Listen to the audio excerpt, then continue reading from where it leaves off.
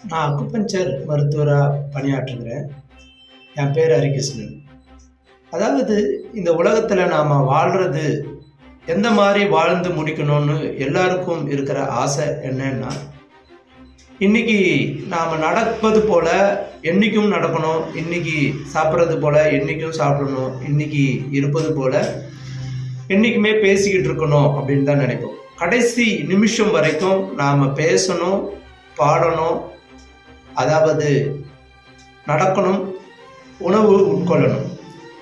இதில் மாற்று கருத்து வந்துடக்கூடாது அப்படின்றது தான் ஒவ்வொருத்தரும் நாம் விரும்புகிறோம்.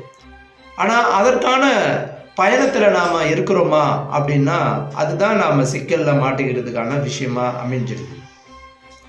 அப்போ இன்னிலிருந்தே நாம் இன்னைக்கு இருக்கிற நவீன மருத்துவத்தில் நாம் பார்க்கறதுனுடைய விளைவு என்னவா இருக்குது அப்படின்னா, நம்ம கடைசி காலங்களில் படுத்த படுக்கையாக இருந்து மிகவும் அவஸ்தைப்பட்டு இறக்கக்கூடிய சூழல் தான் இன்றைக்கு நிறைய நேரங்களில் நிறைய நபர்களுக்கு நடக்குது. அதிலிருந்து நம்மளை பாதுகாத்துக்கணும் அப்படின்ற ஒரே ஒரு சிந்தனை தான் இந்த பாரம்பரிய மருத்துவத்தை நோக்கி நாம் அழைப்பதற்கான காரணம்.